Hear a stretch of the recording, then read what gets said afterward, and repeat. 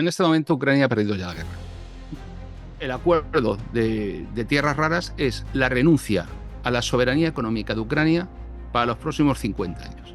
Toda Ucrania, con el 70% de su infraestructura energética destruida, tiene la misma producción de proyectiles de artillería, 2 millones, que toda la Unión Europea. Si un país miembro de la Alianza es atacado, ¿sí?, los demás, conforme a su criterio, vienen obligados a apoyarle. Pero nadie ha dicho que militarmente. Con una OTAN que ha reducido y ha cambiado su estructura, con un armamento y además con una doctrina que está enfocada a las guerras de insurgencia, Afganistán, Irak y demás, y se encuentran con una guerra de alta intensidad. Entonces Rusia lo que siempre necesita ha sido un espacio de seguridad que permita amortiguar cualquier invasión. Putin no tiene ningún inconveniente, Rusia no tiene inconveniente en que Ucrania entrase en la Unión Europea. Lo que no permite es una alianza militar en la puerta de su casa. No son medios de comunicación, son medios que están financiados unas veces por el presupuesto público y la publicidad institucional, otras veces a través de agencias que a su vez, por ejemplo, USAID. ¿Es posible un conflicto armado de España con Marruecos?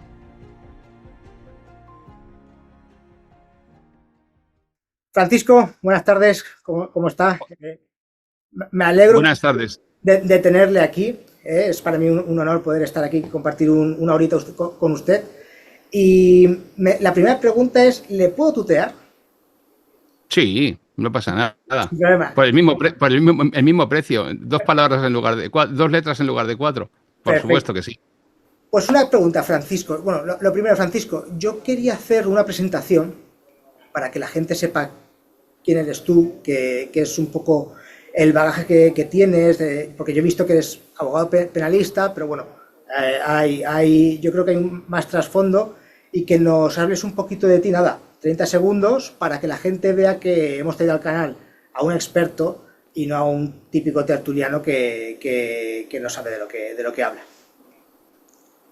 Bueno, yo no soy nada importante en ningún sitio, lo primero, y mucho menos en mi casa. 2, soy una persona que se inició en la geopolítica hace ya muchos años, con muchas dificultades, porque en los tiempos aquellos en los que no existía Internet, la primera vez que yo oí hablar de la geopolítica, puede ser alguna mención de pasada en algún libro de historia relacionado con la Segunda Guerra Mundial, o en alguna revista de historia de estas mensuales, en las que te hacían mención de Haushofer de forma completamente colateral. En aquel entonces podías conseguir algún libro en alguna biblioteca, porque la geopolítica había sido proscrita prácticamente. A partir de ese momento, pues con los años, yo he sido militar, soy diplomado en operaciones especiales, pertenecí al grupo antiterrorista rural de la Guardia Civil. Estuve en otro tipo de destinos que no hacen al caso, en el servicio de seguridad de la Casa Real. He tenido oportunidad de trabajar con el servicio secreto americano, con Bush en tiempos. O sea, he hecho un montón de cosas. Luego ya salí de ese entorno y ya era licenciado en Derecho. Empecé a ejercer la abogacía, hice el máster en Derecho Familia, he hecho un montón de cosas. Al final me fui metiendo cada vez más en ese mundo del derecho penal, de la criminología, de las ciencias del comportamiento, sobre todo de la cuestión de los asesinatos, los crímenes, la crónica negra. La crónica negra es una lupa que te permite, o una manera de acercarte a conocer cómo se vive, cómo se... He visto que tiene un podcast de crónica negra, ¿no? Empecé haciéndolo en la radio. Luego me ofrecieron un contrato en iVoox para la serie Originals, que era más interesante que la radio, porque me permitía también llegar a una difusión de América que aquí no tenía. Yo nada más que hago aquello de lo que sé, que son crímenes españoles. He publicado 11 libros sobre crímenes desde el punto de vista de lo que es el rigor de las ciencias forenses, ya sea la psicología forense, la criminalística, la criminología, el derecho penal. Pues todo eso porque una sociedad mata y muere igual que vive y que piensa. Si uno conoce el crimen, conoce cómo es una sociedad.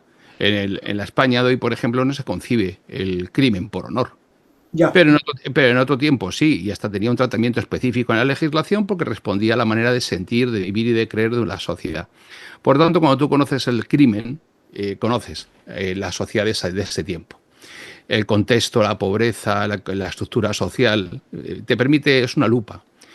Y esa ha sido una de mis actividades, y la otra ha sido, yo empecé a escribir en prensa hace ya 30 años, cuando dejé el cuerpo y dejé la vida militar. Empecé también a escribir, he ido publicando veintitantos libros en total. Y la geopolítica, entré en algún, por ejemplo, en la televisión rusa, en Russia Today, como analista político.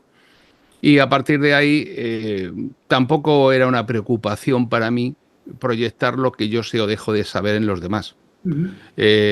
Si se quiere, la notoriedad que haya podido alcanzar en este último año y pico se debe fundamentalmente a ese, dentro de la geopolítica, se debe fundamentalmente al hecho de que, por razones personales y de distracción, en un contexto personal muy concreto, empecé con el canal de YouTube. Y el canal de YouTube, bueno, pues me ha gustado, son cosas que ¿Qué lo al tiene? final ¿Un te das añito el cuenta. canal? ¿Perdón? ¿Qué lo tiene el canal? ¿Un año?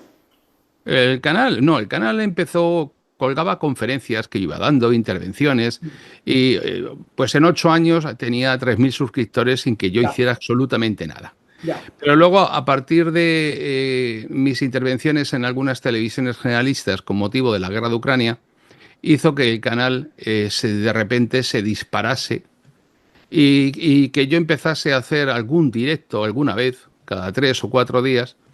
Y luego me di cuenta de que había una gran necesidad de saber más allá de la narrativa propagandística de todas partes. Claro, claro. Y entonces empecé a darme cuenta de que había de que se estaba llamando geopolítica lo que no lo es. Ya. De que hoy día todo el mundo habla de el terreno geopolítico y no sabe de lo que está hablando. Ujú. Y te encuentras incluso programas en algunos sitios que dicen todo es geopolítica. No, no, todo no es geopolítica, como todo no es medicina, o todo no es derecho, o todo no es economía. Claro. La geopolítica es lo que es, la relación entre la geografía en un sentido amplio, no solamente geografía física, sino en todas sus disciplinas, es decir, entre el espacio y el poder. Y esa relación entre espacio y poder es una forma de comprensión y de explicación y desde una determinada perspectiva, sobre todo en la geopolítica clásica, de la realidad que vivimos en cada momento, ahora y hace 2500 años. Es decir, uno puede perfectamente entender la historia de Roma, de la Roma republicana, a partir de la geopolítica y a partir de la metapolítica, y entender también la estrategia y su derivada de la geoestrategia, o la economía y su derivada de la geoeconomía. Y a partir de ahí, claro, entra también una determinada, esa visión de la metapolítica y esa reflexión sobre el poder implica también pues una determinada reflexión desde la politología, desde la filosofía y desde la sociología, las ciencias naturales, porque en tiempos la universidad era eso, la unión del saber universal. Pero, Todas las ciencias eran auxiliares las unas de las otras. Esa división que a día de hoy se cultiva de forma feroz, como diciendo, no, no, no, es que la economía no tiene nada que ver con la política, por ejemplo, ¿no? No es cierto. O que, ejemplos, Gregorio Marañón, médico, y ahí tenemos el ensayo biológico sobre Enrique IV de Castilla. Es decir, las ciencias se auxilian entre sí. En el caso de la crónica negra y de las ciencias forenses es exactamente lo que ocurre. Y en este caso la geopolítica implica también la referencia, por ejemplo, a preguntas como ¿cuál es la naturaleza de la guerra? Por ejemplo, la sociología del conflicto. Y eso te lleva a Julen Fromm, o te lleva a Gaston Botul, o te lleva a tantas y tantas y tantas cosas. A partir de ahí, el tener criterio en geopolítica no es lo más frecuente. ya. Porque tener opinión política es distinto de tener de hacer geopolítica. Entonces vemos que en YouTube, que es donde predomina Sí, así los es. canales de geopolítica, Sí, en realidad no son canales de geopolítica, ya. son canales de opinión política Política. en un sentido o en otro, pero no de geopolítica. Hablar de geopolítica significa hacer por ejemplo, la geopolítica implica hablar de la geografía religiosa. Implica muchas más cosas Y va más allá. que la mera... y luego, sobre todo, uno se da cuenta que Winston Churchill tenía razón cuando decía que para convencerse de que la democracia es el peor sistema posible, basta con hablar 5 minutos con el votante medio. Pues aquí, cuando tú haces geopolítica y te das cuenta del nivel de la gente, personas que no tienen ni el más elemental sentido, te das cuenta del daño que hacen el tiempo de las masas. Yo que soy enemigo absoluto de las multitudes, y de la modernidad, que bueno, ya, Tomás, como tú creo que ya me vas conociendo, pues sabrás que soy enemigo radical de Sí. todo lo que significa la modernidad y de este ciclo de la modernidad parecido allá por el Renacimiento y la ruptura del ciclo medieval, ¿no? Entonces, lógicamente, la geopolítica te impone, uno, objetividad, pero no te impone la neutralidad. De hecho, casi todos los geopolíticos clásicos todos se movieron a partir de, uno, la preocupación por las ciencias, dos, el compromiso nacional, tres, alguna experiencia militar. ¿Mm?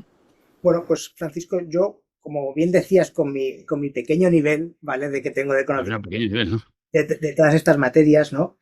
Sí que me he preparado una serie de preguntas, pues porque, como tú bien dices, que la geopolítica yo lo veo una rama muy importante, pero sobre todo porque hay gente que no lo tiene en cuenta y nos rodea y muchas veces cosas que ocurren como que no le das importancia, pero te van a acabar afectando de una forma u otra. Entonces, en nuestro día a día, como que no le damos importancia a lo que diga aquel o el otro, o los actos o lo que ocurre en tal país, pero te puede acabar afectando, ya seas como civil, como empresario, de cualquier tipo de forma, ¿no? Entonces, por eso sí que es verdad que poco a poco me he ido interesando más, ¿no? Y con todo ello, pues me he preparado pues además es que el momento es bastante, digamos, crucial, por así decirlo, porque han habido un montón de movimientos en un corto periodo de tiempo, bastante interesantes, por así decirlo, y los quería comentar. Quería hacerte unas preguntas para tener la visión más de alguien que es experto en la materia, ¿no? Ha aparecido ahora una nueva ficha en el tablero, por así decirlo, que es Trump, ¿vale? Parece que lo está removiendo todo. Parece que lo está removiendo todo y a la vez, bueno, se está moviendo todo alrededor de él también. Entonces, lo último ha sido esa escenificación de ruptura con Ucrania, con Zelensky, ¿vale? En el despacho Oval, que no sé si es una escenificación, no sé si es real. ¿Has visto digamos, la comparecencia completa? Sí, sí lo he visto. Aquí en los medios, que yo les llamo, los mal llamados medios de comunicación, ¿vale? Te sacan, no sé hasta qué punto estarán de acuerdo conmigo, pero te sacan lo que les interesa, ¿vale? Y han sacado mmm, que Trump y el vicepresidente Vance, pues se desplantan con Zelensky. Pero si tú ves digamos, la comparecencia completa, no solo ves los pequeños fragmentos que han sacado de Trump, pues bueno, ves también otro punto, puedes llegar a entender, a lo mejor no todo, ¿no? Pero otro punto de vista con un Zelensky que a lo mejor no iba a cerrar un trato ese día, ¿no? Entonces, con esa escenificación de ruptura, porque al final es una escenificación de ruptura de Estados Unidos con Trump, o sea, de Estados Unidos con Ucrania, o al menos eso dan a entender. ¿Eso puede suponer el fin de la guerra con Ucrania? ¿De Ucrania con Rusia? Vamos a ver, en este momento Ucrania ha perdido ya la guerra. Eso Eso, lo damos por eso sentado. lo quiero hablar, sí. Lo segundo es que los medios de comunicación no son medios de comunicación, son medios que están financiados unas veces por el presupuesto público y la publicidad institucional, otras veces a través de agencias que a su vez, por ejemplo, USAID, Uh -huh. que a través de fundaciones u organizaciones intermedias a su vez financian esos medios. En el caso español, pues podemos hablar de Reporteros sin Fronteras, podemos hablar de La Sexta, podemos hablar de medios generalistas cuya finalidad y objetivo y cuya misión no es informar a nadie, porque además informar a alguien significa que presupones la capacidad crítica en la persona que lo va a recibir esa información, y eso no existe. El 90% de la gente no la tiene. Entonces, lo que se está haciendo y lo que se hace, porque eso forma parte, además, de lo que de la famosa doctrina SAR, del golpe blando, es la construcción de narrativas. La inmensa mayoría de los españoles están convencidos de que Rusia invadió Ucrania el 24 de febrero de 2022 sin ninguna causa ni motivo. Correcto, sin ningún motivo. A partir de ahí se invade Ucrania porque Putin es un autócrata, dictador, Mario, que, que invade esto porque su plan último es conquistar Europa y, a ser posible, el mundo. Partiendo de esto, es un hombre malísimo y en consecuencia hay que apoyar al débil, al agredido, al invadido, porque no hay derecho. Esta es la narrativa. Como los demás, uno, en primer lugar, no hay un seguimiento de lo que ocurre, pues todo el mundo traga y a partir de ahí hay una censura feroz. Por ejemplo, uno siente vergüenza ajena y uno pone en duda la dignidad personal de las personas que trabajan, pues, en los medios de comunicación. Ejemplos, pues en este momento el noticiario más visto en España es el de Antena 3 por las noches, de Manuel Valles, ¿sí? y no hay, es lo más tendencioso que existe, no dice una sola cosa que sea cierta y miente a diario, oculta la realidad. En el caso de esta ruptura que de la que me hablas, es una ruptura perfectamente planificada, pero no por cuestiones de orden de interés nacional. Aquí hay alguien que se está jugando en este momento el cuello de una forma clarísima.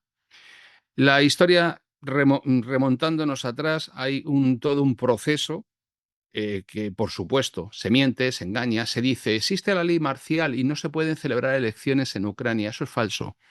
El artículo 83 de la Constitución ucraniana prevé la prórroga de la Duma en caso de ley marcial. Ujú. Se proclama la ley marcial y la ley marcial deja en suspenso toda una serie de artículos de la Constitución, entre ellos el artículo 38, que prevé el derecho de sufragio activo y pasivo, votar y ser votado. Es decir, que una ley de rango inferior a la Constitución y sin fundamento ni habilitación constitucional para ello, deja sin efecto el derecho fundamental de sufragio. Y acto seguido, eso supone en la práctica la suspensión de la Constitución en Ucrania. Sí. De tal manera que cuando llega el 21 de mayo de 2024, este señor automáticamente y sin previsión legal para ello considera prorrogado su cargo. No, tu cargo ha expirado. Hay dos opciones. No hay previsión constitucional de qué hacer después. Una de dos, o te vas o le cedes el puesto de presidente interino al presidente de la Duma, que sí lo tiene prorrogado en virtud del artículo 83. Ujú.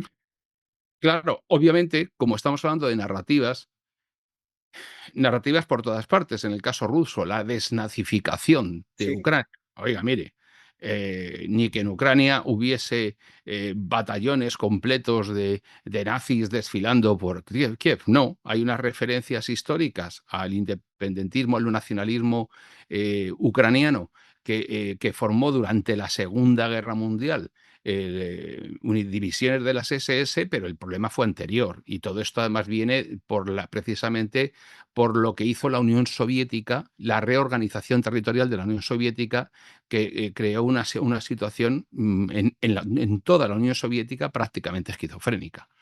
A partir de ahí, pues bueno, pues esa narrativa sirve a una cuestión que está de fondo. ¿Y cuál es la cuestión de fondo?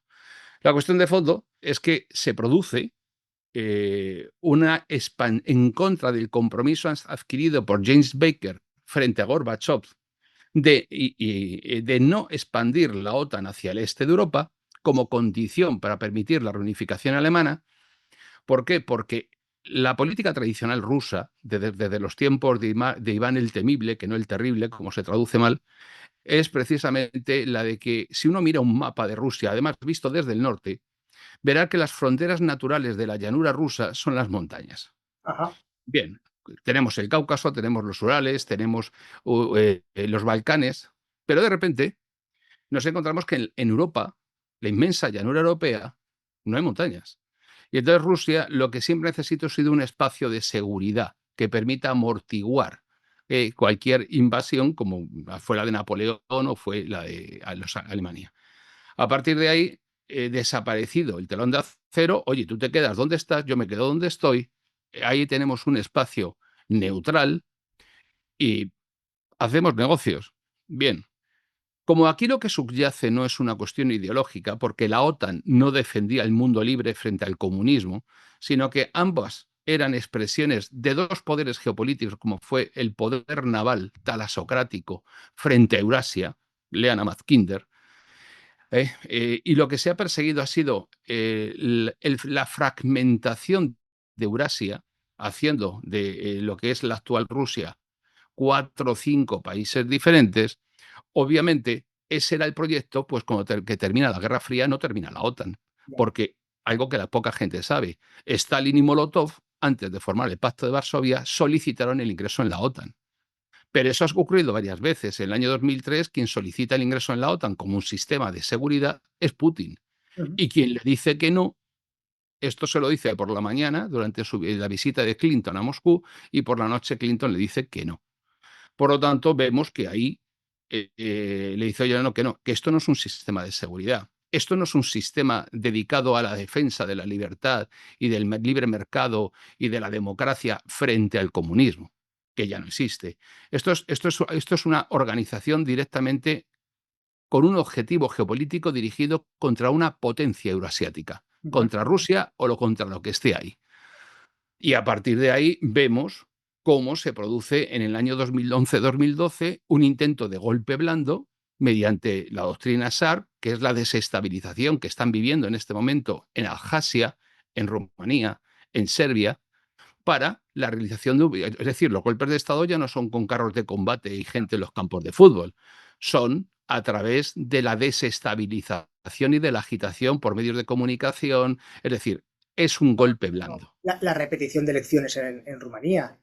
O en el caso de Navalny, que fue el principal instrumento, o de Meduza, que es un supuesto medio opositor financiado por USAID, financiado por la NET, financiado por la Society, y a partir de ahí Putin controla aquel golpe de Estado, pero automáticamente Victoria Nuland, junto con el resto de organizaciones, montan un golpe de Estado en Ucrania, precisamente porque, cuidado, Putin no tiene ningún inconveniente, Rusia no tiene inconveniente en que Ucrania entrase en la Unión Europea. Lo que no permite es una alianza militar en la puerta de su casa, porque automáticamente, si Ucrania entra en la OTAN, el margen de seguridad que permite por razón de distancia, porque Estados Unidos ha abandonado también, dada la desventaja que en este momento tiene en cuestión de misiles, ha abandonado cualquier idea de compensar y trata de aproximarse a la frontera rusa, dice, no lo puedo seguir porque entramos en el dilema de seguridad. Tú no puedes garantizar tu seguridad a costa de la mía. Bien, pues esto, que eso es lo que exactamente lo que ocurre, lleva a que se perpetre uno cuando la reunión en Vilna de la Unión Europea se rechace, y esto lo dice Angela Merkel, la entrada de Ucrania en la Unión Europea, porque a su vez no entra en la OTAN y a su vez además pretende firmar un acuerdo económico con Rusia.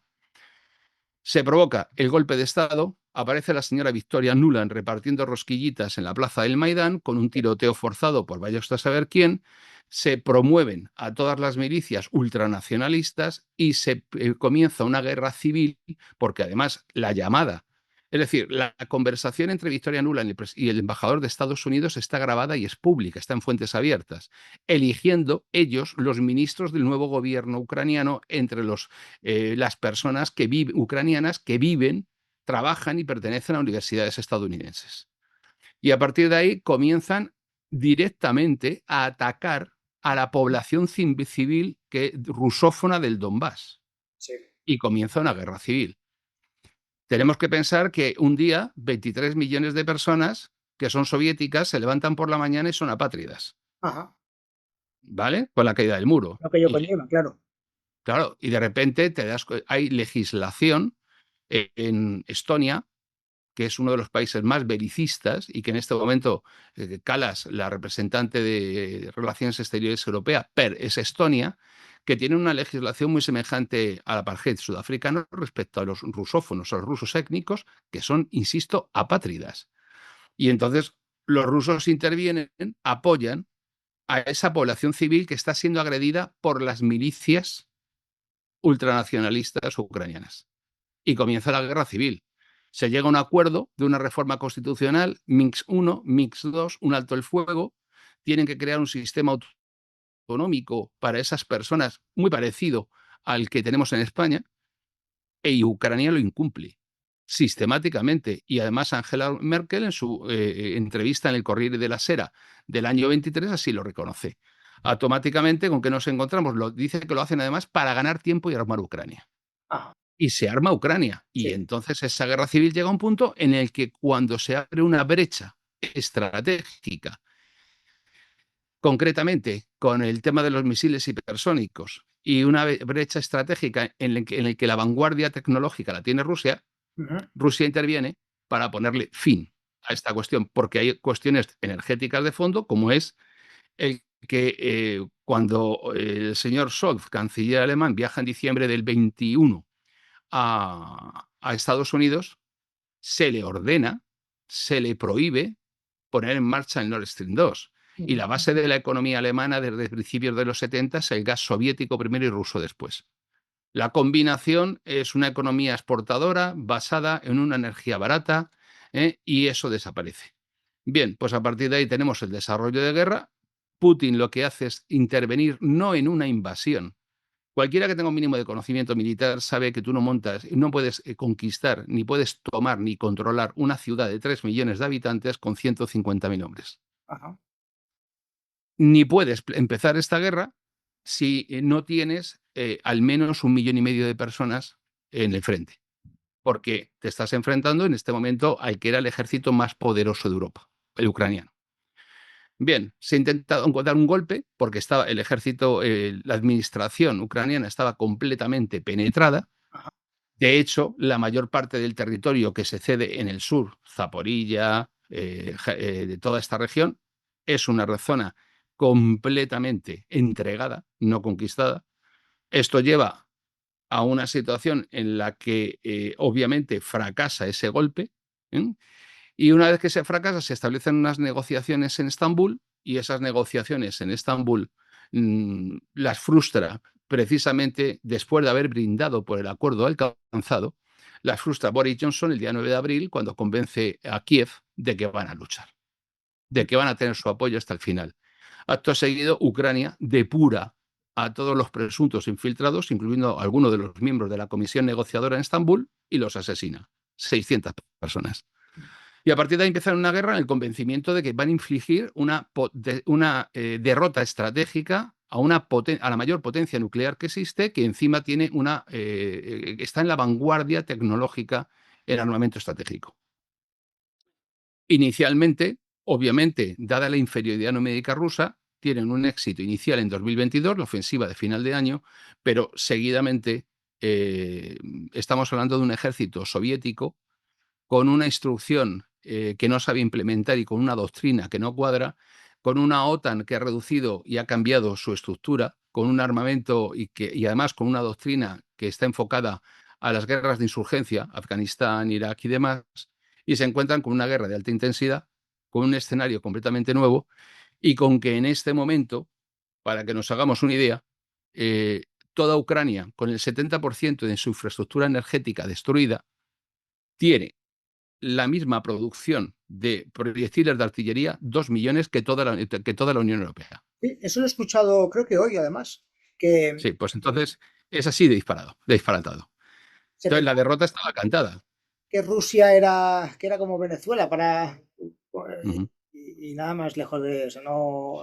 ¿Con qué nos hemos encontrado? Nos hemos encontrado con que, obviamente, uno de los procesos que están ya provocando a nivel mundial, y no solamente en Rusia, es que conforme vas sancionando a los países, los obligas a adoptar medidas que compensen las sanciones. Ujú. Claro, esas primeras sanciones de 2014, esto no hubiese podido ocurrir como ha ocurrido si esta situación hubiese sido hace 10 años. Ya. Pero como ha sido ahora, Rusia lleva preparando la guerra económica 8, 10 años. ¿Y qué ha ocurrido? Que por supuesto que le ha hecho daño toda esta guerra económica, pero es un país que vive de la exportación de hidrocarburos y lo sigue haciendo. Y, por ejemplo, España ha triplicado la compra de crudo ruso durante el periodo de guerra, a menor precio, Según pero lo hace. datos, le está saliendo mejor económicamente a Rusia que le está saliendo bien, le está permitiendo sobrevivir y le está permitiendo además financiar la guerra y además le ha permitido en un contexto como es el campo de batalla ucraniano, con ese volumen. Estamos hablando de que de Ucrania se han ido durante la guerra 10 millones de personas, más todos los que se habían ido antes porque era uno de los países más corruptos de Europa. Ah, Entonces, este país, que era un país económicamente fracasado, pues ha perdido prácticamente la mitad de su población en los últimos 15 años, 20 años. Ahora te encuentras con que, además, la gente, por mucho que digan, no quiere luchar. Los vídeos los tiene uno a la vista porque la corrupción se compra el no ser reclutado y la corrupción allí galopante y la gente no quiere que la manden a morir. ha salido. Y el número de muertos de uno y de otro lado es mucho más amplio. ¿A dónde llegamos? Que cuando la guerra está perdida, cuando la prolongación de la guerra al servicio de determinadas élites ya no tiene demasiado lugar, Eso es. llega Trump, gana las elecciones y nos encontramos en este escenario. ¿Y qué es lo que ocurre?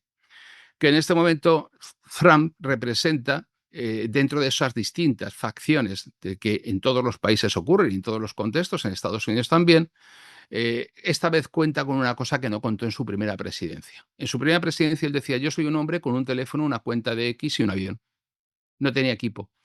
Tuvo Ya, que contar con los cuadros del Partido Republicano. eso es. Todos ellos le dieron la espalda. Ahora son pro Mike Trump. Pence, ¿eh? A partir de qué ocurre, que ahora no es así.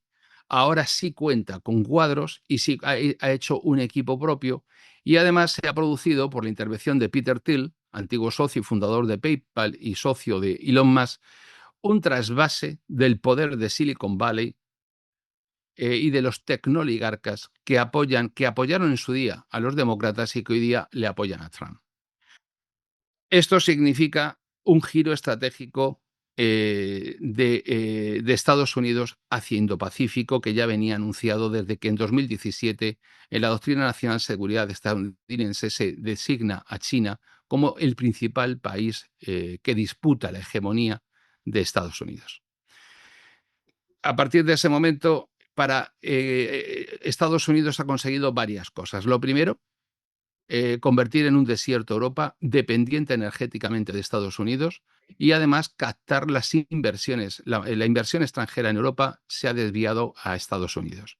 Ejemplo, las 3 plantas de Volkswagen que han desmontado en Alemania se van a Estados Unidos sin ver lejos. Ucrania es uno de los países que tiene un porcentaje importante de las reservas mundiales de tierras raras y minerales críticos. Están de moda ahora, ¿eh? La ayuda estadounidense a Ucrania, tanto financiera como militar, mmm, ronda los 350.000 millones según Trump. Según Zelensky han sido 4 duros. Ya. No tiene mayor misterio, pero lo cierto es que no existe una contabilidad y que al parecer aproximadamente dice que la mitad de la ayuda financiera se ha volatilizado. No se sabe dónde está. Obviamente, Trump también construye narrativas y también narrativas falsas y otras veces dice verdades y mezcla con mentiras, como es el caso, por ejemplo, de que es que Europa ha garantizado sus ayudas en forma de préstamo y Estados Unidos no. Bueno, una parte sí, una parte no. Y ahora Estados Unidos busca 2 cosas. Lo primero, recuperar la inversión. Lo segundo, Ya, sí. hacerse expoliar Ucrania haciéndose con todos los recursos ucranianos. El acuerdo de tierras raras es la renuncia a la soberanía económica de Ucrania para los próximos 50 años. Claro. Básicamente consiste en la constitución de un fondo en la que Estados Unidos aporta la tecnología para explotar esas tierras con base en un informe soviético de los años 60, porque esa es otra, no sabemos lo que hay en realidad, Ya. y a partir de ahí se explotan esas tierras, Estados Unidos se lleva la mitad del beneficio, con la mitad ucraniana tiene que amortizar el coste de la inversión estadounidense y además financiar la reconstrucción, sin derecho a la transferencia de tecnología. Es decir, que cuando esto termine, Ucrania sigue teniendo un pico y una pala y no tiene ninguna tecnología para la explotación de ese recurso. Obviamente, si las zonas críticas de estos minerales y de estas tierras raras son intereses estadounidenses, eso es una garantía de seguridad absoluta, mucho más que lo de la OTAN. El Sí. artículo de la 5 de la OTAN te faculta para ayudar como tú consideres. Que le toques un material estratégico a Estados Unidos que precisa para el enfrentamiento con China, no, ¿eh? No. Y además, esto se combina con otra situación que sería el siguiente paso, que Putin le ofreció a Trump la explotación conjunta de esas tierras raras que están en Donbass. Ajá. ¿De acuerdo? Hay en este momento, al sur de Pokrovsk, que ya es el frente de batalla, está la mina de acero de carbón de coque necesaria para la fabricación de acero. Ucrania era un país exportador de acero y además hay una de las reservas más importantes de litio que está justo en la línea de batalla con los rusos y que cualquier día se va a terminar. Por lo tanto, el siguiente paso sería regularizar la pérdida territorial donde la población rusófona está concentrada. Si vemos los mapas de las elecciones en Ucrania, el este de Ucrania es totalmente ruso, el oeste es totalmente ucraniano, a excepción de las minorías húngara, rumana o polaca. Y a partir de ahí estaría clarísimo, se termina la guerra ahí y Estados Unidos recupera su inversión y se va a su guerra, que es Indo-Pacífico. Claro. Ocurre que en este momento, durante horas antes de la reunión del viernes, Zelensky estuvo en contacto con Sturmer, el fiscal encubridor de la trata de blancas y de los asesinatos por pakistaníes en el Reino Unido. Ujú. Bien. Y provoca esa ruptura porque, si nos damos cuenta, en la sucesión de la conferencia, Vance le interrumpe y le dice, perdón, ¿puedo opinar? Claro. Sí, sí, sí. Cuando no era necesario. ¿Para qué? Para provocar esa reacción, porque esa reacción es lo que le va a garantizar que puede volver a Kiev y que todos los sectores ultranacionalistas no se lo lleven por Eso es delante. lo que ha salido en los medios. Claro. Claro. Ha salido ese fragmento. Él sabe perfectamente que el Instituto de Kiev, que dice que tiene el 50 y tantos por ciento de popularidad, es discutible. Y que ahora mismo quien es verdaderamente popular está en el exilio con 150 millones de dólares en Londres, que es Zaluzny. Con Zaluzny y el resto de los candidatos, Zelensky no tiene ninguna posibilidad de permanecer en el poder. Pero si vuelve a Ucrania contando a los nacionalistas, que le han amenazado varias veces a lo largo de estos 3 años, que ha vendido la soberanía económica ucraniana para los restos, ¿quién me dice a mí que no dura 10 minutos? Ya, ya. Entonces, en este momento está en un callejón sin salida porque Ucrania, si firma el acuerdo de Trump, se ha puesto una soga en el cuello para los restos. Si no lo firma, el colapso del frente, dicen 6 meses, vamos a ser optimistas, 4. Y a partir de ahí, la situación personal de Zelensky, que ya no serán lo de los 300 millones de dólares que tenía en Panamá, que le pillaron en los Panama Papers, sino algo más, ¿dónde va a ir con eso? Porque al final lo más seguro para Zelensky va a ser terminar pidiendo asilo en Moscú. Claro, es que Elon Musk salía hoy diciendo que a Zelensky hay que darle una salida a algún país neutral y hacer elecciones democráticas en Pero, Ucrania para restablecer la democracia allí. pero es que la situación no lo permite por una cuestión de fuerza mayor. Y es que estamos hablando de un país que está en guerra, con un 70%, 80% de su infraestructura energética destruida, con un censo inexistente, con una red de colegios electorales que no se podía llevar adelante y, por lo tanto, en este momento hay otro problema. Si Zelensky firma un acuerdo, X el que sea, mañana el gobierno ucraniano podría decir que carecía de legitimidad porque no era un cargo ilegal y, por lo tanto, que ese acuerdo no es vinculante. Bien. Que esa es una de las excepciones que ha planteado Moscú para firmar nada con Zelensky. Tiene mala solución. Sí, sí, porque, Jurídica, mala. sí, Desde el punto de vista político, porque va a todo dar se igual. puede tumbar. O sea, exacto.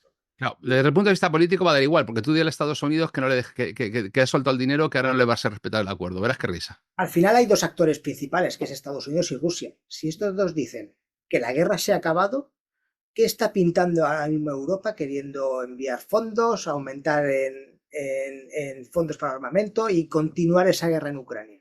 ¿Qué pinta? Igual me estoy extendiendo demasiado, Tomás, al intervenir y explicar todo esto así. Mira, tengo un montón de preguntas, pero bueno, pues las que salgan y ya está, no hay ningún... Bueno, pues el problema está en que, vamos a ver, Trump no es como le acusan desde la prensa occidental, un aprendido autócrata de Putin y tal. No, no, no. Cualquiera que tenga interés, que lea el Gran Tablero Mundial de Brzezinski, publicado en el año 97. Brzezinski el artífice de la creación de los talibanes en Afganistán para la derrota soviética, Ujú. dice que si algo tiene que evitar Estados Unidos a todo trance es arrojar a Rusia en brazos de China. Porque además tienen intereses encontrados, rusos y chinos, como Sí, es el caso de Asia Central. En este momento, China no quiere depender de Rusia y Rusia en este momento depende de China y ha perdido su autonomía estratégica por una cuestión de que tiene que sustituir el mercado europeo perdido por otros, ya. principalmente India y China.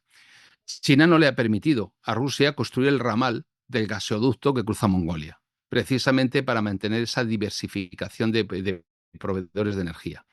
Pero al mismo tiempo, las antiguas repúblicas de Asia Central, Kazajistán, los istanes, están compitiendo con Rusia, a pesar de pertenecer a la llamada OTSC, la llamada OTAN de Putin, esta alianza que ha hecho aguas en el Cáucaso con el tema de Armenia, y a partir de ahí, los primeros que quieren recuperar su autonomía estratégica son los rusos. No olvidemos que China se ha proclamado a sí misma país cercano al Ártico. Ya. ¿Por qué? Porque según China, las aguas del Ártico, la ruta de la seda del norte, serían aguas internacionales sometidas al principio de libre navegación como cualquier estrecho. Pero Rusia es el primer país con más ribereño, el que tiene más ribera en el Ártico, el titular de unas aguas que serían de su soberanía y además con una zona económica exclusiva y está desarrollando toda una política de establecimiento de un dispositivo militar en el Ártico para poder explotar los ingentes recursos que hay en el Ártico. Digamos que Trump quiere separar a Rusia de China. Claro, a Rusia le interesa mantener una posición equidistante, Ujú. una posición en la que sin perder la conexión con un lado tampoco le enfrente al otro. Eso debilita a China, China no le interesa, Trump está dejando un vacío en Europa que China está tratando de penetrar. Veamos el caso de Serbia, que le están perpetrando un golpe de Estado blando en este mismo instante, el caso de Hungría, el caso de Eslovaquia. Y al mismo tiempo, toda esta situación, desde el punto de vista estadounidense, tiene todo el sentido, porque Estados Unidos en este momento atiende a intereses nacionalistas, el America First. Sí, correcto. Eso significa, de alguna manera, la ruptura con un orden internacional establecido en el 44 y en Bretton Woods y en Yalta, en el que se garantizaba, a la vista de la situación del momento, la hegemonía estadounidense por esa arquitectura internacional. Toda esa situación está cambiando. Estados Unidos ya no representa el 50% del comercio mundial, ni del PIB mundial, ni muchísimo menos. Sí representa el 50% del presupuesto de defensa, Eso. lo cual está siendo insostenible en gran medida. La amenaza de la desdolarización a la que le están sometiendo los BRICS con pequeños pasos de tratados de comercio bilateral en monedas nacionales está reduciendo, no representa en este momento un peligro serio para el dólar, pero está reduciendo la cuota del dólar dentro del comercio mundial. Y ese es el gran problema de Estados Unidos. Por lo Claro. tanto, uno tiene que conseguir, si se quiere, capitalizar todo lo que pueda de Europa. Ujú. Europa es un gigante económico, pero nada más. Y a partir de ahí irse a ese enfrentamiento de China con los aliados de Asia-Pacífico que tiene, que son ese cinturón de tierra ¿No? O que sea, encierra a China en el continente. quiere sangrar a Europa para fortalecerse. Claro, ¿qué es lo que le ocurre a Europa? Europa en este momento se ha quedado, le han quitado la escalera y se ha quedado colgada de la brocha. De repente dice, un momentito, es que a mí esto no me conviene, yo no quiero este escenario. Y de repente ves que las personas que están al frente del volante realmente no saben qué hacer. Todas las Fuerzas Armadas británicas, todas, caben en el Santiago Bernabéu y sobra sitio. ¿De acuerdo? Y hay Esa es la idea. una pregunta que yo le quería hacer, que yo te quería hacer, Francisco. Se está empezando a escuchar, porque ya se escuchó en el primer mandato, que Trump la posibilidad de que abandone la OTAN, Estados Unidos. No es necesario. Ya están en ello, pero no es necesario. ¿A qué te refieres con que no es necesario? ¿A qué te obliga la OTAN? La OTAN te obliga, según el artículo 5, A defender a a un que... país. No, no, no, no, no, no, no. No. Si un país miembro de la alianza es atacado, Sí. los demás, conforme a su criterio, vienen obligados a apoyarle. Pero nadie ha dicho que militarmente. Ya, ya, ya, ya. Siempre se ha sobreentendido que era una garantía de defensa de Estados Unidos respecto de los aliados, porque además es el depositario del tratado.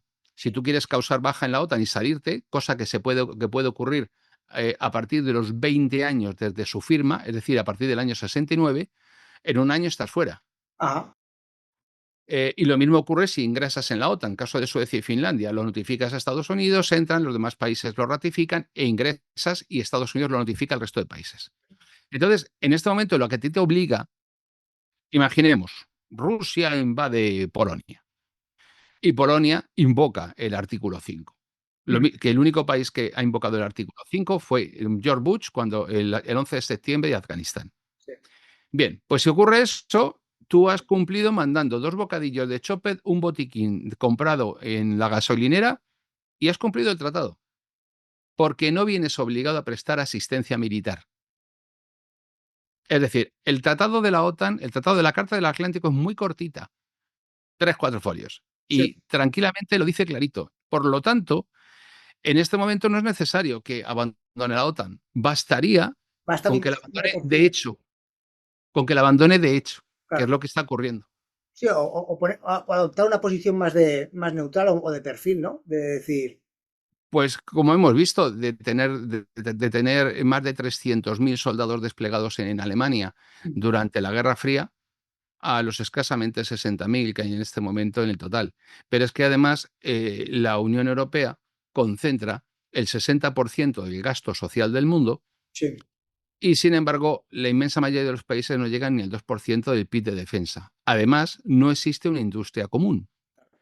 Ejemplo, existen, si uno mira cuántos modelos de vehículos de combate de infantería se fabrican en Europa, si no recuerdo mal, creo que son 17. Con lo cual, imaginemos lo que significa eso en competencia entre las distintas industrias, interoperabilidad, repuestos, mantenimiento, suministros.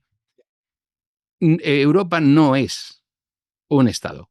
Europa no es una industria de defensa, ni tan siquiera es un consorcio mínimamente razonable. Europa compite en unas cosas y coincide en otras. Ejemplo, Alemania y España compiten por el contrato de los submarinos indios. Y al mismo tiempo que compiten en India, tienen consorcios en Rheinmetall para fabricar aquí otro tipo de sistemas de armas. Entonces, estamos, por ejemplo, viendo que la dependencia de la industria estadounidense es brutal. España, ¿qué sistema de defensa antiaéreo tiene? Los Patriot. ya. ¿Pueden operarse los Patriot sin los suministros estadounidenses? No. Entonces, no tenemos, ejemplo, el Reino Unido es una potencia nuclear, tiene submarinos nucleares. Sí. ¿Quién lleva el mantenimiento del arma nuclear británica? Estados Unidos. ¿Quién tiene los códigos de lanzamiento? Estados Unidos. ¿Puede el Reino Unido hacer uso del arma nuclear sin que Washington apriete el botón? No. Y así, entonces, Europa militarmente no existe. Ahora Entonces, aparece la presidenta de la Comisión Europea, dice hoy 800.000 millones para la industria de defensa. ¿Y cómo lo vas a gastar? ¿En qué manera? En un contexto ya. de inflación, de crisis económica, de estancamiento de la economía alemana, de encarecimiento de la Va a provocar energía. militarización. Pero va a provocar una cuestión y es que esto hay que pagarlo de algún sitio. ¿Y de dónde lo vas a pagar? Pues mira, lo vas a pagar del 60% del gasto social del mundo.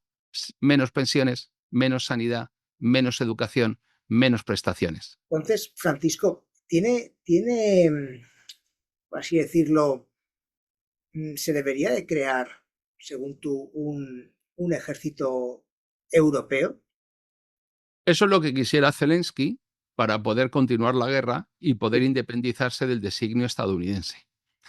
La cuestión es que entre el deber ser y el ser, hombre, mira, a mí me gustaría ser más joven y tener pelo. ¿Debería yo tener pelo y ser más joven? Claro, Francamente, sí. Lo tengo complicado. Entonces, eso está bien. sí, entonces hay que ser realista. es que en este momento hay además una ruptura de legitimidad entre los eurócratas y entre la Unión Europea y los pueblos europeos. En todos los países estamos viendo la misma reacción populista, derecha y izquierda. No a la inmigración, no más agenda LGTBIQ plus woke, Sí, eso es. no más, no más recorte de derechos sociales. Los europeos han perdido en todas partes prosperidad, capacidad adquisitiva, expectativas de futuro. Hemos perdido cuota de mercado en el comercio mundial. Estamos asistiendo a un empobrecimiento generalizado y vemos de repente Y la que que nos ya viene. sea Hungría, Eslovaquia, Alemania, Francia, el Reino Unido, en España, aparecen movimientos que de una u otra manera, no voy a entrar en más, intentan canalizar la tensión social que se está generando. Yo te decía, Francisco, que Ahora mismo me dime, comentabas que se está viendo todo un panorama social y económico mal en Europa, pero yo te digo que, y la que nos viene, porque no sé, no está empezando. Todo el sector del automóvil en Europa, están diciendo de meterle, inyectarle fondos ya está medio muerto. Y parece que no se han dado cuenta todavía. Te digo porque mi empresa, por ejemplo, trabaja para el sector de la automoción y se ve no solo para el sector de la automoción, pero una de las ramas de negocio es esa y ha habido un gran bajón y el que se espera. en este momento el parque automovilístico español cada vez se parece más al africano, Sí, sí, directamente. ¿Por qué? Porque cada vez hay más vehículos con más de 10 años circulando. mucha antigüedad, sí. Obviamente eso responde a una situación y es que desde el año 2008, y han pasado ya muchos años, se han estado recuperando los márgenes de beneficio de las empresas a costa de la devaluación salarial Sí. y no por aumento de la competitividad. Consecuencia, tú estás deprimiendo la propia demanda, o sea, la propia demanda que te va a consumir tu producto. Y hay un momento en que esa demanda, que cada vez se va viendo más presionada, ya no te puede comprar tu producto. Te quedan dos soluciones. Bueno, pues voy a ser como Vietnam. Voy a vender los Mercedes fuera, porque aquí la gente ya no me los puede comprar. Pero el problema aquí es a quién se los vendes. Si ahora mismo la industria china del automóvil controla todo el proceso desde el mismo momento en el que la mina saca la tierra rara que necesita para el montaje de los microchips y de los microconductores, hasta la propia naviera que transporta los vehículos ya fabricados, hasta la red de concesionarios que los distribuye y los servicios de talleres que los mantiene. Ya, sí, sí, es No puedes competir con esa nada gente. más feo, sí, nada más feo.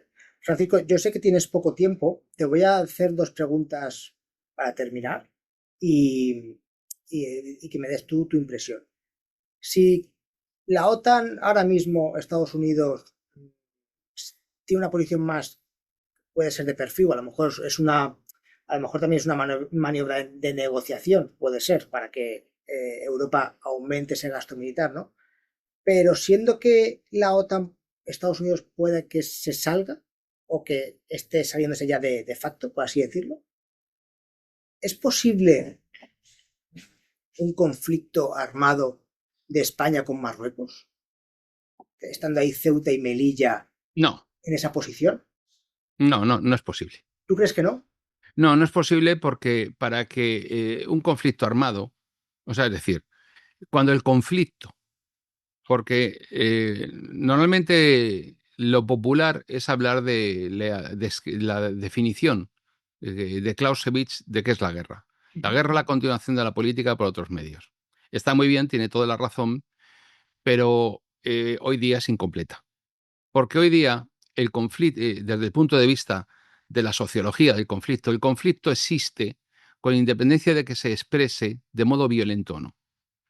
Eso nos lleva a que dentro de las situaciones que entendemos desde la perspectiva de la guerra híbrida moderna, existan tres zonas: la zona gris, la zona negra y la zona blanca. La zona negra es el conflicto, la guerra. Sí. La zona gris es el uso de todos los medios de hostilidad, a excepción de los bélicos. Ajá. Y la zona blanca es una zona de amistad, colaboración y de entendimiento. una de las cosas que ha hecho Trump hoy, junto con la suspensión de la ayuda militar, ha sido ordenar la suspensión de la guerra cibernética contra Rusia, Ajá.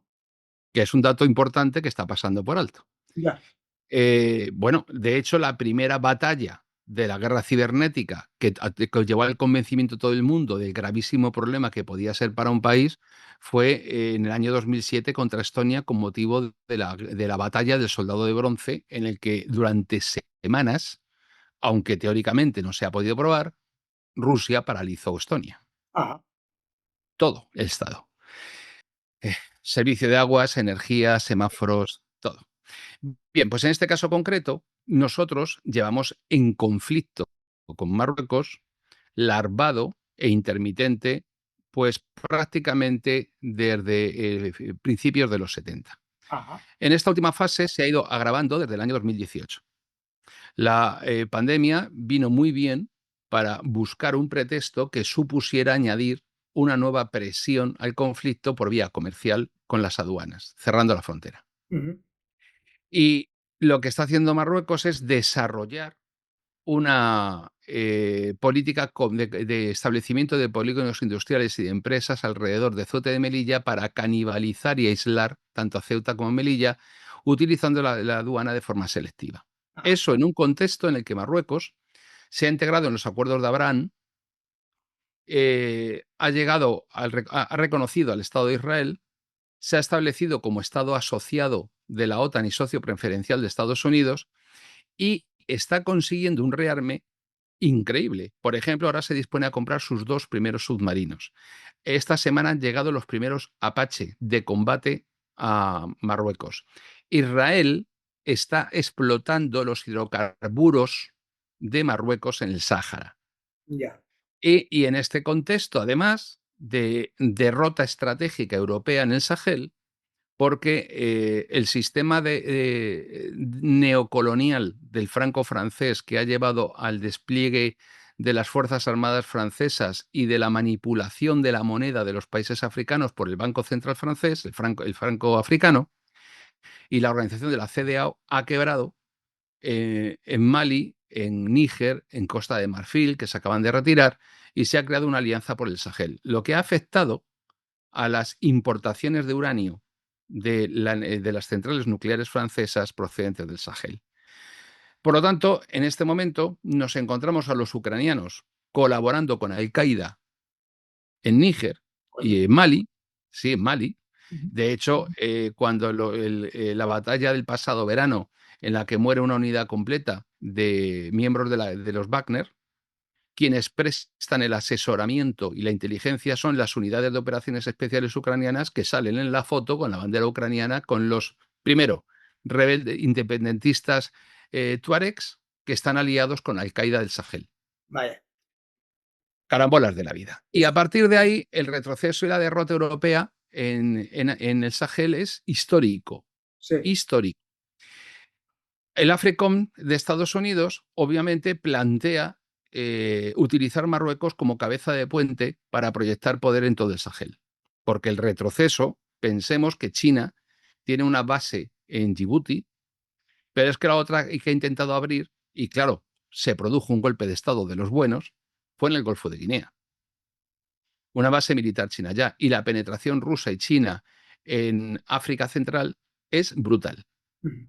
Brutal. Y además no comprometen las formas de vida ni tienen exigencias respecto de cómo se organizan los estados en su interior y no se plantean cuestiones relativas a si las señoras tienen que estar de una manera o de otra, o el LGTBI, o los derechos humanos, o Sí, tiene una ventaja, está claro. con lo cual no se perciben, porque además no tienen la condición de antiguas potencias coloniales y no se perciben como invasores. Entonces, con todo ese... Perdón, que te quiero terminar la Perdón. contestación. Y entonces, en el caso español, nos encontramos que tras la metedura de pata de la destrucción del régimen de Gaddafi, el país más desarrollado de África, la creación de bueno, hay un gobierno reconocido por Occidente y hay 2 grupos más enfrentados, unos apoyados por los turcos, otro por los rusos, que vienen librando una guerra de años en Libia enfrentándose entre sí, y al mismo tiempo se ha supuesto el despliegue de los misiles Calibre en Libia, amenazando todo el flanco sur de la OTAN y de Europa. Argelia, presionada por la situación de Marruecos, como históricamente se han venido enfrentando desde el mismo momento de la independencia, está perfectamente alineada primero con el que fue el bloque soviético y hoy día con Rusia, y acaba de adquirir y tiene pilotos entrenándose con los Su-57 en Moscú, en Rusia. El rearme argelino es manifiesto. ¿Qué tendría el teléfono del señor ministro de Agricultura? Dato curioso, porque hay que mirar quién es su mujer para entenderlo, para ser pinchado por Pegasus. ¿Qué tendría el del Ministerio de Defensa, la ministra de Defensa, la ministra de Interior y Pedro Sánchez, para que se obligue a España a reconocer la soberanía de Marruecos sobre el Sáhara en contra del derecho internacional y fuera recibido por Mohamed VI con la bandera de España boca abajo en signo de rendición? De rendición, sí. ¿De acuerdo? Entonces, en este momento, España está, que por supuesto el socio preferencial francés es Marruecos y el de Estados Unidos también, ha sido borrada del estrecho. Ya. Borrada.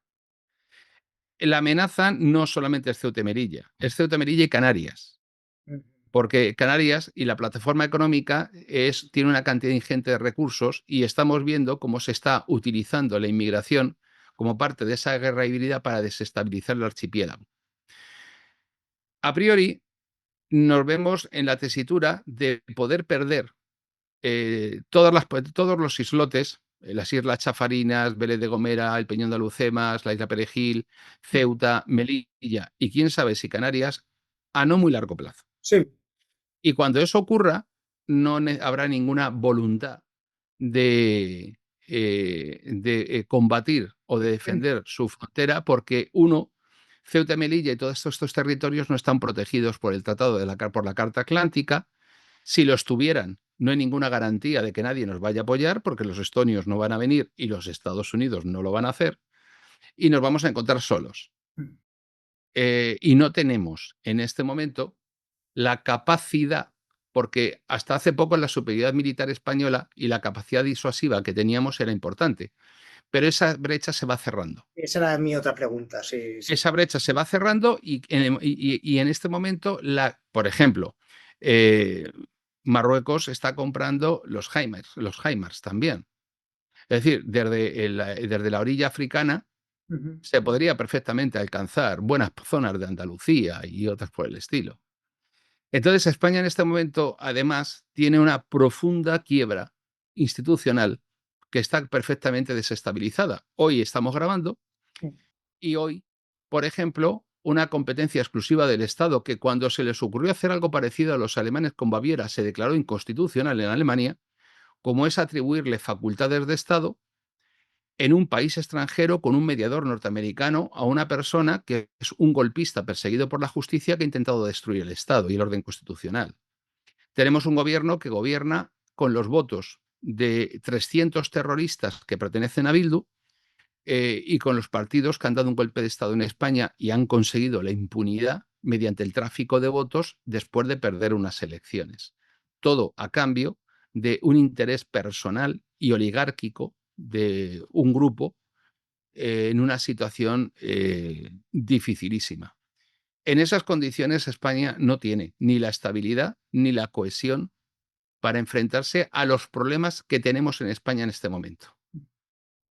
No hay una guerra. En caso de conflicto, simplemente, porque yo me acuerdo de pequeño ver aquel episodio de la isla, del islote este de Perejil, que fue el ejército español, no sé si fue con un helicóptero y demás, porque había, no sé si eran unos pescadores, no sé quién había llegado. En el canal tienes a miembros del equipo de asalto del islote de Perejil, que están ahí, que son compañeros míos boinas verdes igual que yo. Entonces, de hecho, tengo mucha relación con el único que resultó herido en aquella operación y demás, ¿no?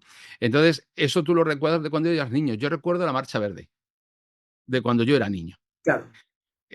Mi memoria es más larga. El islote Perejil fue ocupado, no pasa de ser un islote con 4 cabras que un buen día se probó a ver a la reacción española al ser ocupado por 4 militares que luego fueron sustituidos por media docena de gendarmes a título testimonial y solamente para hacer un gesto de soberanía.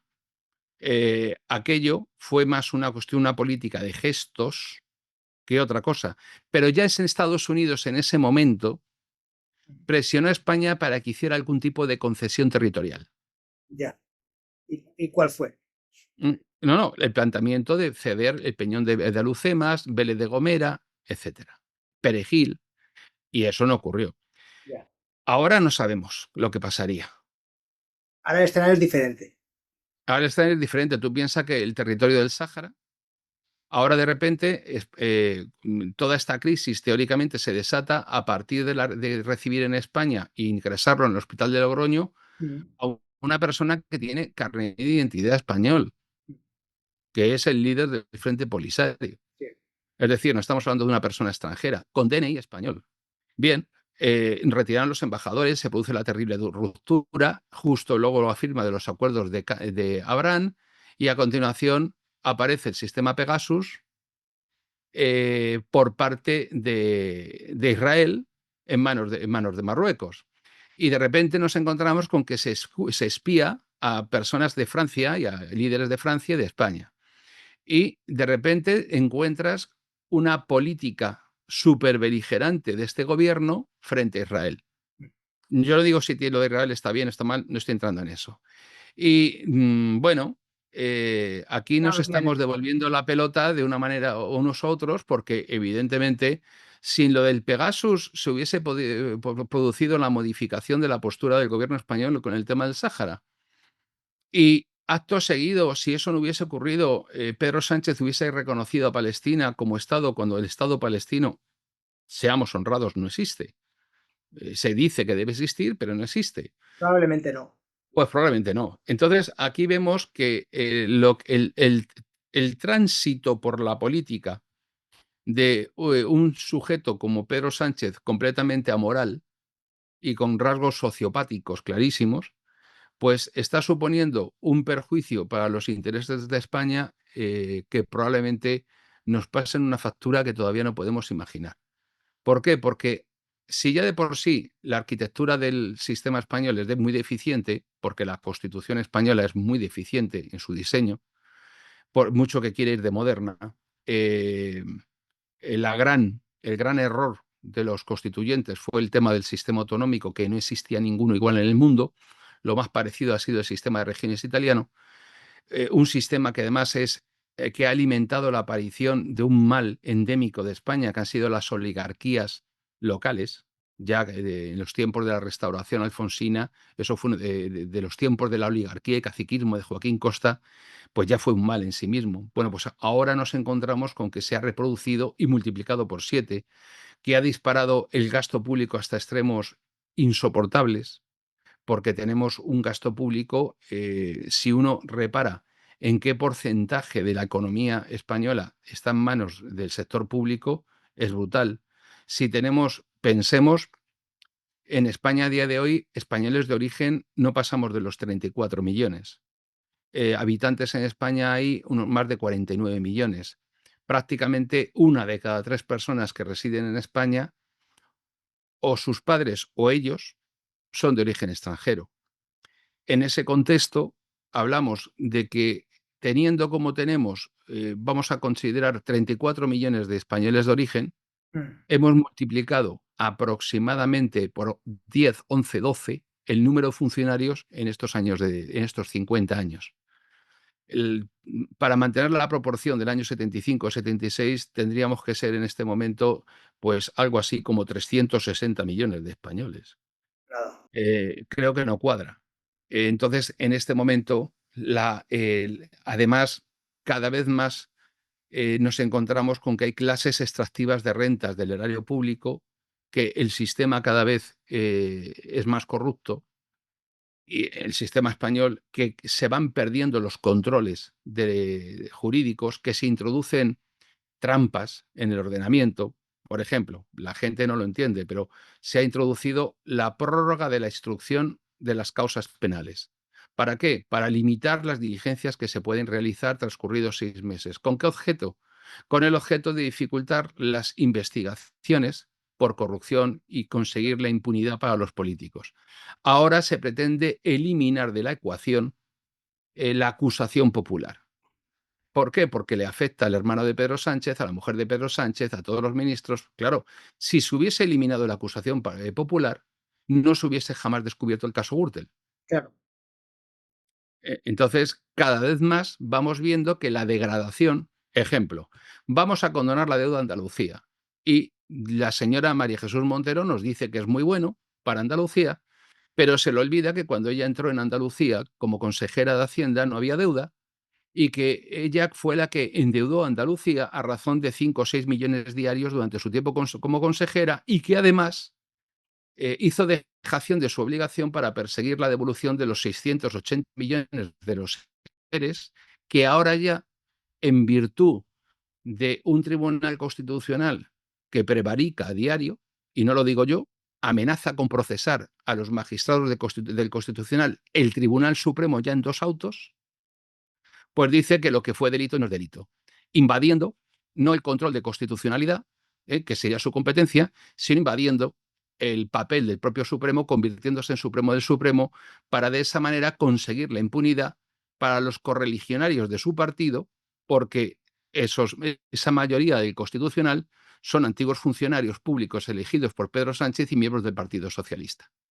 Por lo tanto, ¿qué hemos visto? Pues que el derecho se ha puesto al servicio de un interés particular de un grupo político y el sistema cada vez se va hundiendo y todos los escasos equilibrios de poderes que quedaban, porque desde la sentencia de Rumasa en lejanos tiempos del año 82, después de la victoria del PSOE, se nacionaliza Rumasa y se le fuerza la mano al Tribunal Constitucional y dice que es constitucional esa expropiación. Bueno, aquello le costó la vida porque se le llevó por delante así literalmente al presidente del Constitucional y además el sistema de elección de jueces se sometió al control de los partidos. De tal manera que lo que hemos visto ha sido una suplantación de la soberanía de los ciudadanos por los partidos políticos. Y automáticamente los partidos políticos manejan este sistema en su propio beneficio, dejando a la ciudadanía fuera. 50 años después, España está arruinada. A mí que me preocupa la situación, obviamente, pues soy ciudadano de este país, ¿no? Pero que me preocupa la situación de este gobierno que nos gobierna actualmente, pero me preocupa todavía más la oposición, porque ni está ni se le espera. Bueno, Y pero es que oposición, ¿en qué? ya, Si son aliados y socios en Bruselas. claro, pues es una liga oposición por decir Y algo. luego, otra cuestión, el Partido Popular. Mira, yo ahora este mes voy a ir a dar una conferencia a una autonomía gobernada por el Partido Popular con la asistencia de la presidenta y todo esto, y con los 30 empresarios más conocidos, más importantes de la autonomía. Y verdaderamente lo que yo detecto es que no comprenden el contexto en el que están. No, el mundo se les ha movido y están completamente desconcertados y se están limitando a, uno, esperar a heredar Ujú. al Partido Socialista. Sí, a que cometan algún error y por eso, No, la extrema izquierda se ha hundido, está sí, hundida. Por lo tanto, la extrema izquierda, sin los votos de la extrema izquierda, aun manteniendo el mismo número de votos, no van a poder gobernar, ni tan siquiera como lo están haciendo, por la suma de minorías.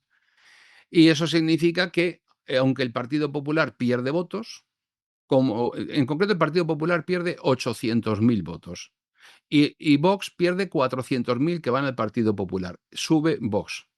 Y Vox pierde otros 150.000 que se irán con el outsider de la política, Alvise.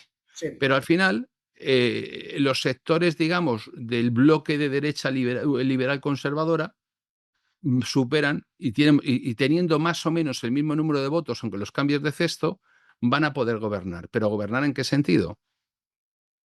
¿Para hacer qué? ¿Alguien sabe lo que quieren hacer?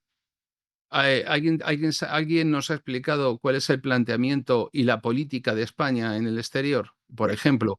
¿O de qué manera se van a enfrentar situaciones como son la pérdida progresiva de poder adquisitivo que ha supuesto que en este momento cada vez más no haya posibilidades de desarrollar una vida personal? Porque ahora yo en conferencias que daba hace 2012, 2013, advertía de la aparición de eso que Diego Fusaro llama el precariado. Ya la pobreza no es no tener trabajo. Eres pobre aunque trabajes. No, no. Por lo tanto, ¿cuánto dinero se necesita? Y yo, esto lo he hecho lo hice con mis hijos en su día, le dije, oye, mira, vamos a hacer una cosa. Dime cómo quieres vivir. Vete apuntándolo en un papel ahí en una columna. Y lo van apuntando. Y ya digo, y ahora vamos a poner al lado lo que eso cuesta, de forma estimativa. Sí, La cifra resultante, según Hacienda, te coloca entre los ricos de este país. ya. ¿Por qué? Porque se considera rico a todo aquel que ingresa bruto más de 43.000 euros. Ya. Si tú en este momento eres un zapatero, o perdón, montas una zapatería con 2 empleados Sí, y eres autónomo, y te vas a encontrar con que dices, mira, he ganado 60.000 euros después de todos los gastos de explotación, 60.000 euros. Bien, llega Hacienda y te dice, quiero 45.000. O sea, quiero el 45%, perdón. sí. Con lo cual, el 45% de esa cifra son 27.500. Te quedan, en ese momento, 32.500 euros. Y de ahí tienes que pagar el IBI y tienes que pagar el IVA de los productos que consumas. Por lo tanto, el Estado, de tus ingresos netos, después de haber movido una cifra superior a los 300.000 euros anuales, se limita a una cantidad de dinero que es la misma que tienen los 2 empleados de la zapatería, con la diferencia de que ellos se puedan dar de baja y tú no. Ellos tienen prestación por desempleo y tú no. Ellos tienen una situación, unas vacaciones pagadas y tú no. Mm. Entonces han ahogado radicalmente la iniciativa privada, que no es Emprendimiento. la de la gran multinacional, y han ahogado cualquier posibilidad de prosperar.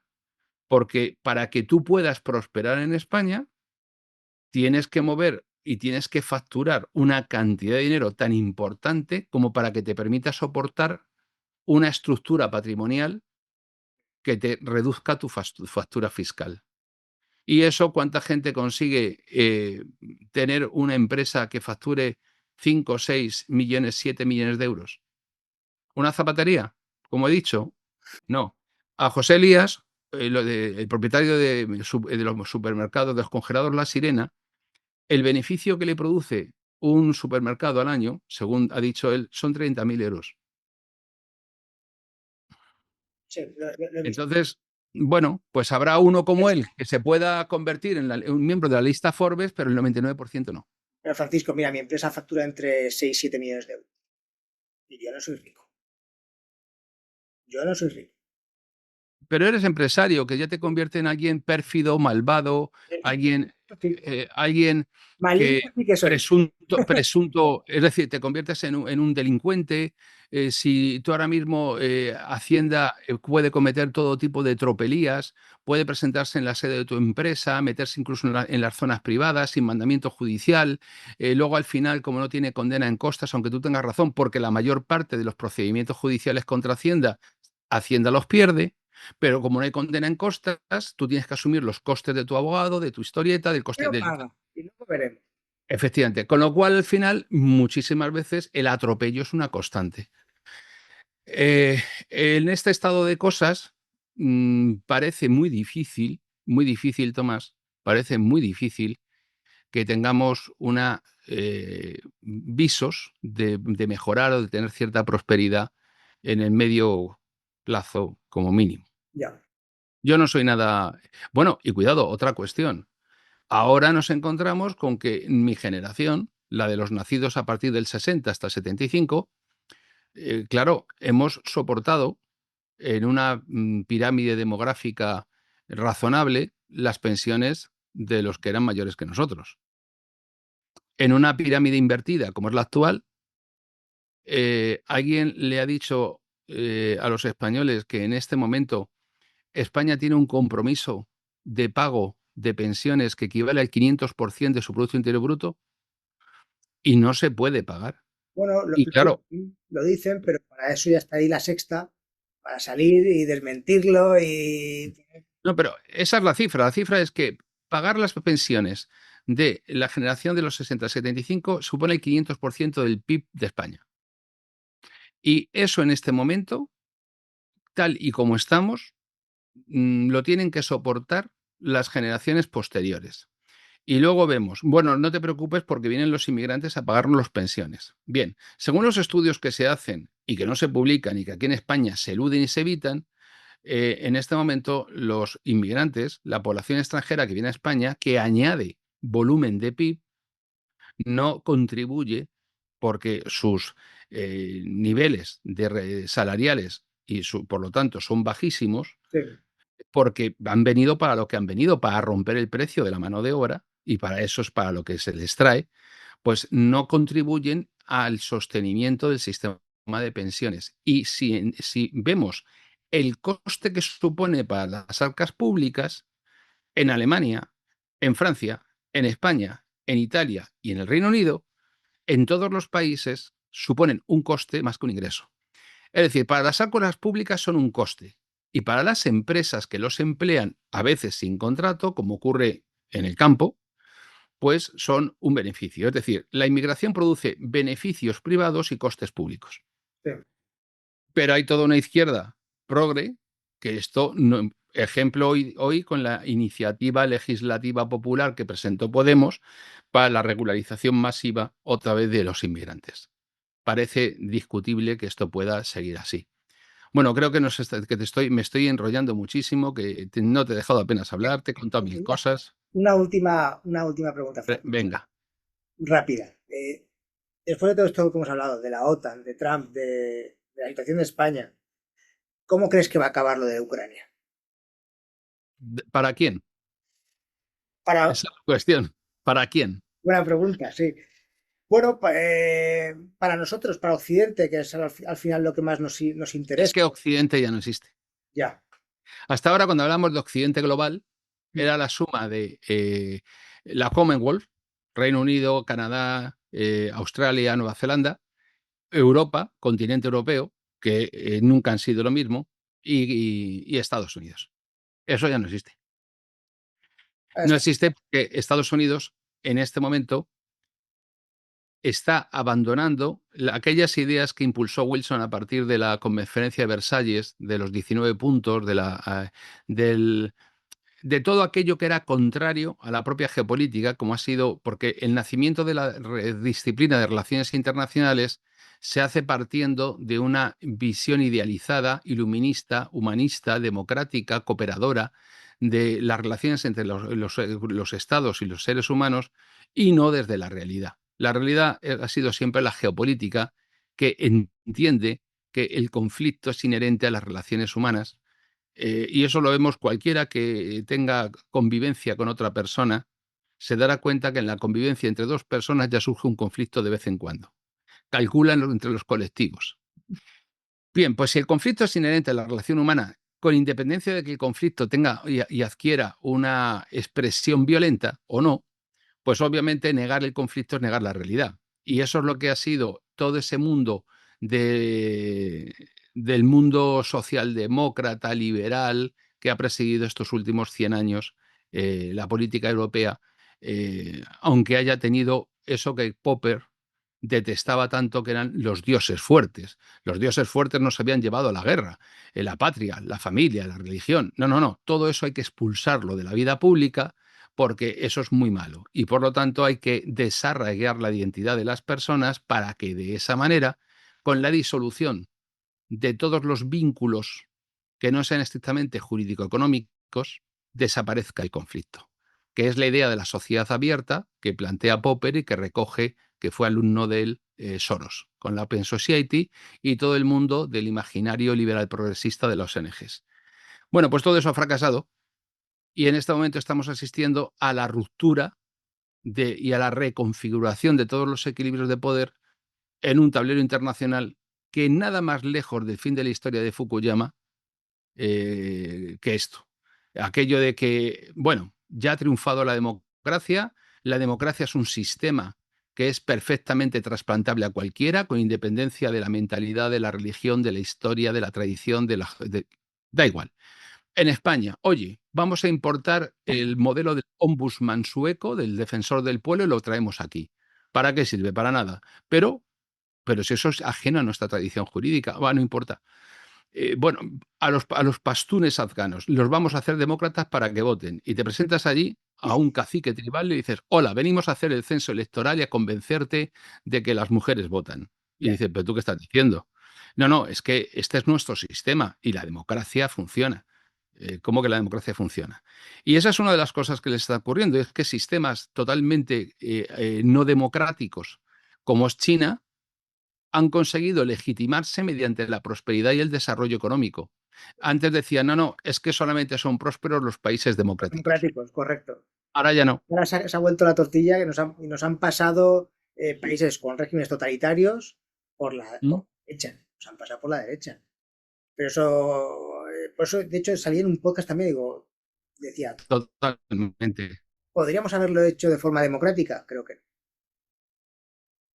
Llegar Perdón, se te ha congelado la imagen, Tomás. al punto al que ha llegado China, ¿podría haberlo conseguido de forma democrática? Probablemente no.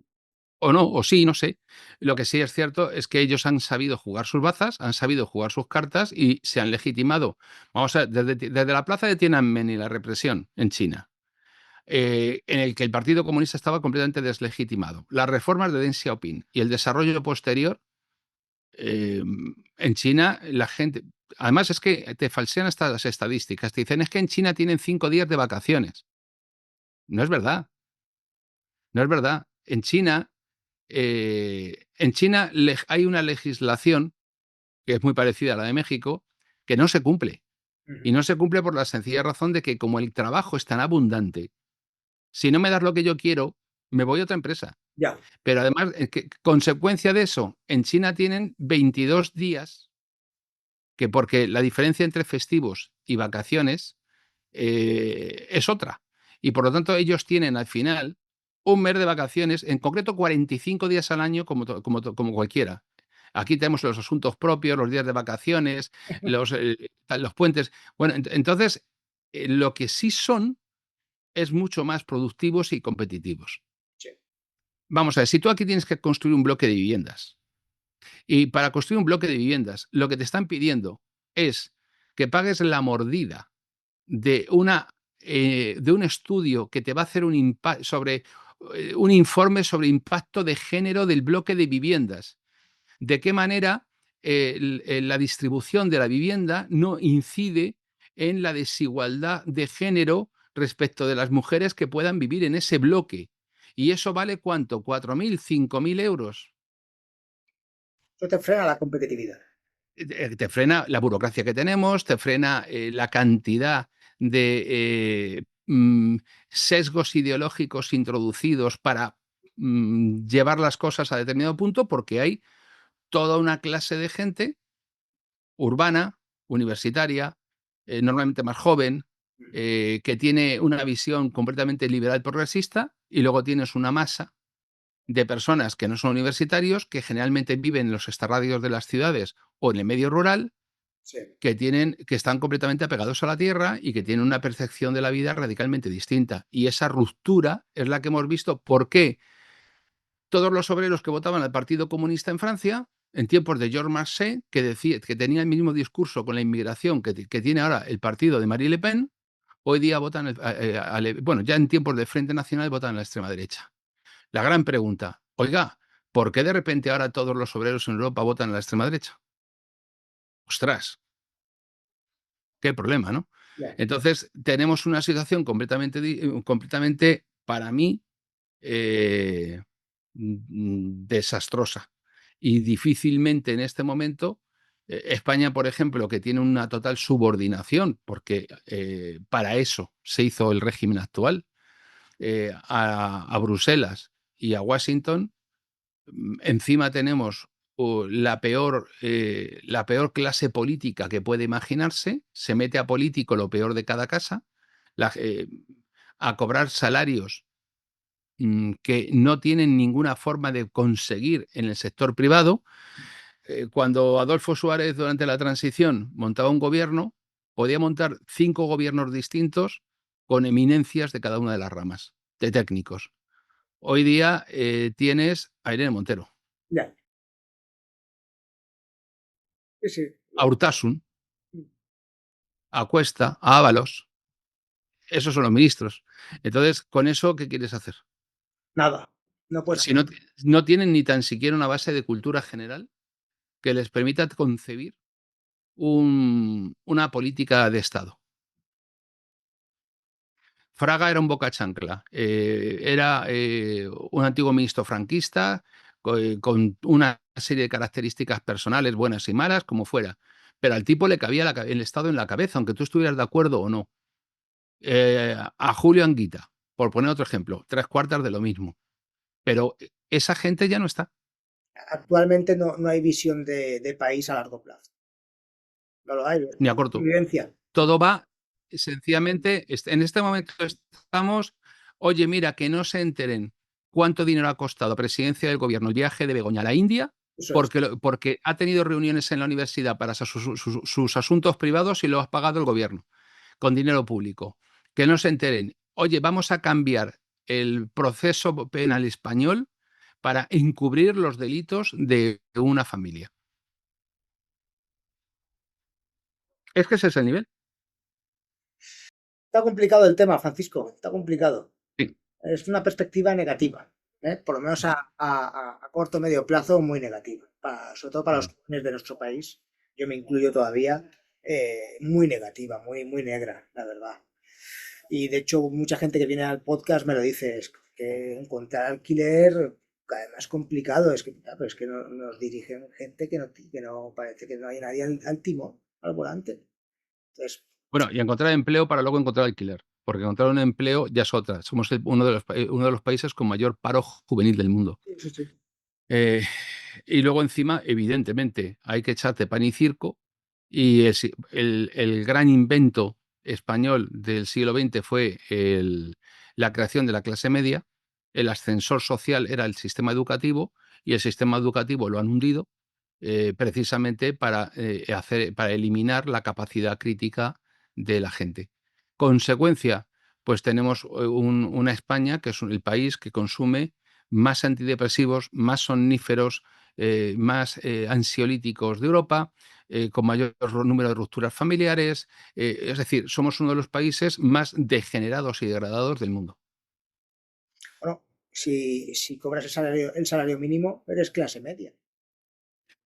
Claro, pero es que en este momento el salario mínimo está por debajo de la pensión media. Eso es otro tema. Es otro Con tema. lo cual, no parece lógico que la gente que está cobrando una prestación por jubilación esté cobrando más que aquellos que tienen que pagársela.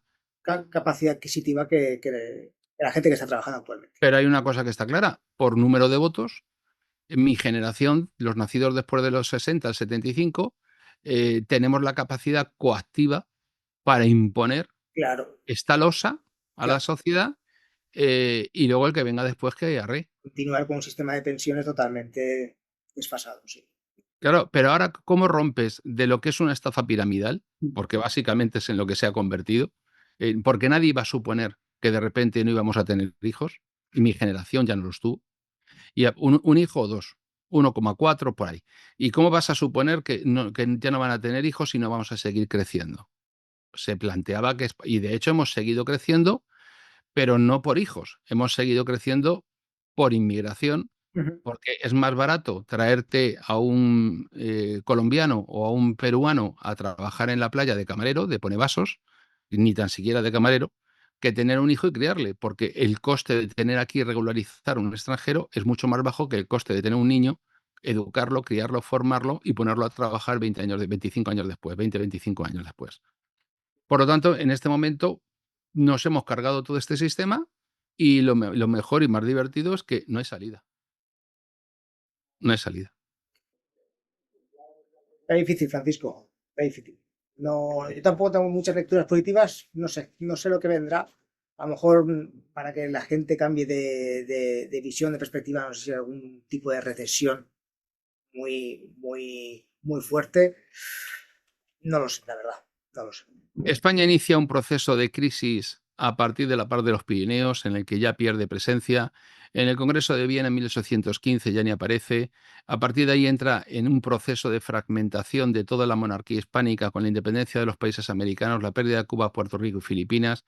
El proceso de fragmentación y descomposición continúa con la aparición de los nacionalismos y separatismos y en este momento se va concretando de forma imparable, sin perjuicio de que haya habido momentos de mayor o menor virulencia, y esto va a ir hasta el final.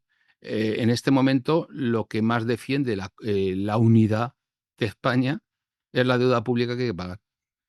Si no fuera por eso, pues ya veríamos. ¿Y qué Pero, final le ves, Francisco? ¿qué? ¿Qué final le ves? ¿Qué final le veo? Sí.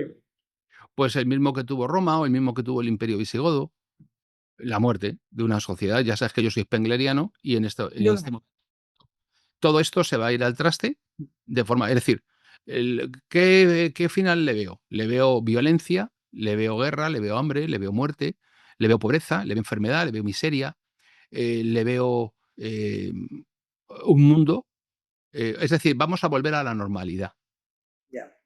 porque la normalidad ha sido eso. España ha sido el país con más guerras de Europa en toda la historia. Volvemos a lo normal. Esto vuelve. Lo volvemos a lo normal porque en realidad el periodo de tiempo que va de la guerra civil en adelante, llamado milagro español, milagro económico español, que se llevó adelante con muchas dificultades y a pesar de las adversidades, y precisamente por uno, por la imposición de una disciplina social feroz, justa o injusta, no voy a entrar ahora, correcta o incorrecta, o con un ideario o con otro, me da igual.